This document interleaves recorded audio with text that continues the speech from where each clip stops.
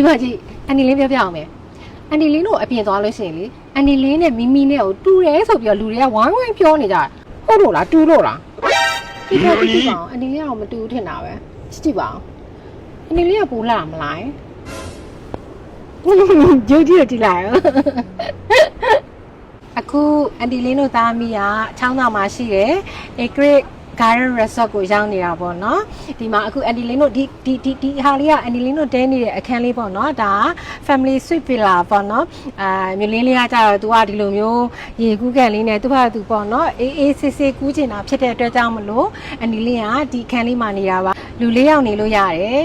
အခန်း decoration အပြင်ဆင်လေးတွေကလည်းအရန်လှပြီးတော့ဘာပစ္စည်းလေးတွေပါလဲဆိုတာကိုအန်တီလင်းတို့လိုက်ပြမယ်လိုက်ကြည့်နော်ဒီကိုကန်လေးကတော့ဒီခန်းထဲမှာလာတဲ့ဧည့်သည်တွေအတွက်တည်တံ့ private pool လေးပဲဖြစ်ပါတယ်ရှင်။လေးကတော့ဒီခန်းထဲမှာဒီကိုကန်လေးပါတာကိုရမ်းကြိုက်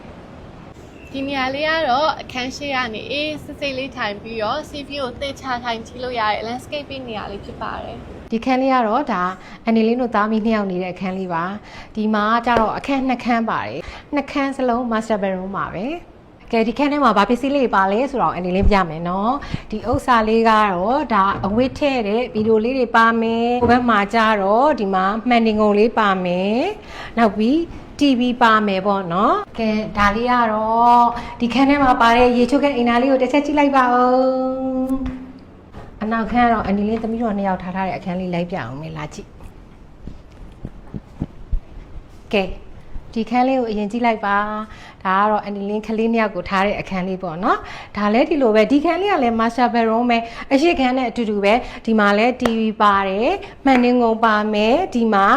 ဗီဒီယိုလည်းပါမယ်ရေချိုးခန်းအင်နာလည်းပါမယ်အရှိခန်းနဲ့အတူတူပါပဲ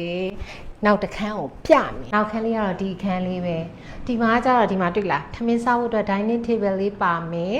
နောက်ပြီးကျတော့ဒီမှာဗီဒီယိုတွေဓာတ်တွေအကုန်လုံးပါတယ်ပြီးတော့ဒီမှာ coffee ကရိယာတွေလည်းပါပါတယ်ပြီးတော့ဒီမှာရေခဲတစ်တာလည်းပါတယ်ပြီးတော့ဒီမှာဧကန်းလေးနဲ့ယူလင်းကိုကိုလည်းပါတယ်ဟုတ်ပါဘူးမမေသမီးကမပါဘူးမေးလို့မှားသွားပစ္စည်းတွေနဲ့မှားသွားနော်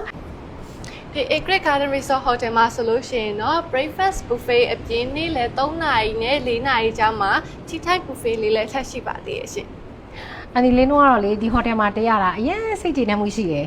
အန်ဒီလင်းတို့လိုပဲပေါ့နော်ဒီဟိုတယ်မှာတဲချင်တယ်ဆိုလို့ရှိရင်တော့ဒီဗီဒီယိုလေးရဲ့အဆုံးမှာဒီဟိုတယ်ရဲ့လိပ်စာနဲ့ဖုန်းနံပါတ်လေးပါထည့်ပြီးတော့ပေးထားပါတယ်ရှင်